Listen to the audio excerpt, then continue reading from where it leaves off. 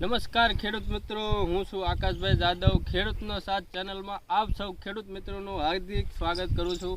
આજે તારીખ 4/2/2024ના રોજ આપણે નાગલપુર ગામની અંદર એક પ્રગતિશીલ ખેડૂતને ત્યાં આજે આપણે વિઝિટ કરવા આવ્યા છીએ. જે ખેડૂતે એના ફિલ્ડની અંદર ચૈનાનું કંઈક અલગ જ ચૈનાનું વાવેતર કરેલ છે. એટલે આપણે તે ખેડૂતની પહેલાં મુલાકાત કરશું, પછી ખેડૂતને પૂછશું કે તમે કયું બિયારણની જાત વાવી છે, શું આમાં તમે ટ્રીટમેન્ટ આપેલ છે. એનું ફિલ્ડ આપણને બહુ સારું લાગ્યું છે. ચાલો આપણે ખેડૂતની મુલાકાત કરીએ. રામ રામ. રામ રામ. શું નામ તમારું? વનરાજભાઈ ગોવિંદભાઈ, ચીલા, ગામ નાગલપર. ગામ નાગલપર, બોટાદ જિલ્લો. આ તમે જે અત્યારે તમારા ખેતરની અંદર જે ચૈના વાયા છે એ કઈ વેરાયટી છે બિયારણની? વિક્રમ ફૂલે.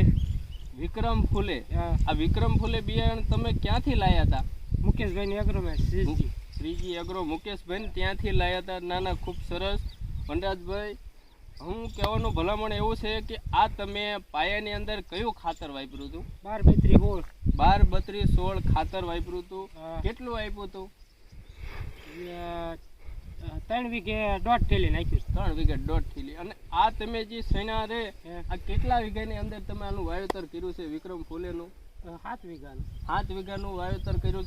ખેડૂત મિત્રો, તમે જોઈ શકો છો આ વનરાજભાઈએ એમના ખેતરની અંદર 7 વીઘાનું સૈનાની અંદર વાવેતર કરેલ છે. આ તમે 7 વીઘાની અંદર સૈના જોઈ લો. હું અત્યારે હાલ સૈનામાં ઊભો છું, બેઠો નથી, તોય મને અહીંયા ઢીસણ ઉપરવાટ થાય છે. આની અંદર તમે પિયત કેટલા આપ્યા છે વનરાજભાઈ? 4 પિયત આપ્યા. અને દવામાં ઓલી ડી-ફાયર ને પ્રોક્લેમ ડી-ફાયર અને પ્રોક્લેમ એને છંટકાવ કેટલા કર્યા હતા? 3 છંટકાવ. અત્યાર સુધીમાં તમે 3 જ છંટકાવ કર્યા. ના, ખૂબ સરસ. ખેડૂત મિત્રો, મારે તમને જણાવવાનું કે વનરાજભાઈ એમના ખેતરની અંદર 3 છંટકાવ કર્યા છે અને 4 પિયત આપ્યા છે.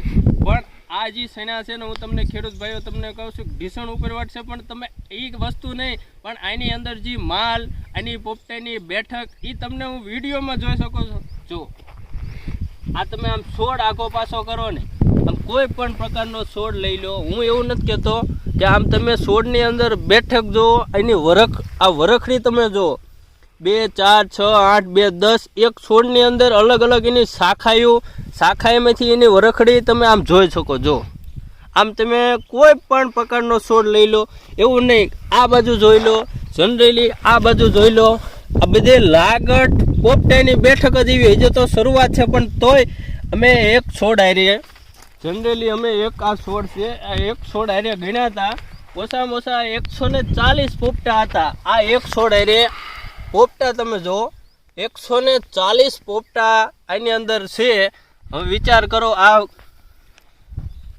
આ વનરાજભાઈએ આ કંઈક નવું ચૈનાનું વાવેતર કર્યું છે, જે વિક્રમ ફૂલે નામની જાત છે. વનરાજભાઈ, તમને આ વેરાયટી કેવી લાગી? બહુ સરસ. તમે બીજા કોઈ ખેડૂતોને ભલામણ કરી શકો? આ જ વાવેતર કરાય, બીજું ન કરાય. આનું ઉત્પાદન સારું મળે. અને અત્યારે જે 3 નંબર 5 નંબર ચૈના વાવે એમાં સુકારાનો પ્રશ્ન રહેશે. તમારે આ ચૈનાની અંદર કાંઈ એવો સુકારાનો પ્રશ્ન નહીં? ક્યાંય આખા ઓલા માટો માર્યો, ક્યાંય પણ એક છોડો સુકારો નહીં કે પીળો નહીં. ખેડૂત ભાઈઓ, આ વનરાજભાઈને 7 વીઘાનું ચૈનાનું વાવેતર છે. એ ભાઈ એવું કહે છે કે 7 વીઘાની અંદર તમે આટો માયલો, એક પણ છોડ પીળો પડીને સુકાતો નથી. અને સરસ વનરાજભાઈ, આમાં તમે આ પહેલી જ વાર વાવ્યું? પેલા વાયા 3 નંબર, પણ એ નતા સારા હતા. 3 નંબરમાં તમને ઉત્પાદન નથી મળતું કે સુકારાનો પ્રશ્ન રહેતો? સુકારાનો રહેતો, ઉત્પાદન પૂરું નથી મળતું. અને આજે તમે વાયું, આ તમને વેરાયટી ટૂંકમાં તો એ તો જોવામાં જ આમ તમે જો આ પોપટાની બેઠક જોવો ને, ત્યાં મને એમ થાય કે ના, હું લગભગ ખેડૂતને મિત્રોને ભલામણ કરું છું કે આવતા વર્ષે રવિ પાકની અંદર જો તમારે વાવેતર કરવું હોય તો વિક્રમ ફૂલે જ વેરાયટી તમારે પસંદગી કરવાની. આમાં સુકારાનો પ્રશ્ન નથી.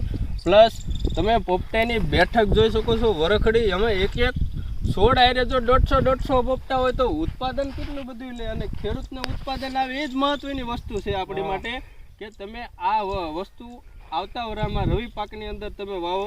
ખૂબ ખૂબ સરસ વનરાજભાઈ, આભાર તમારો. આભાર.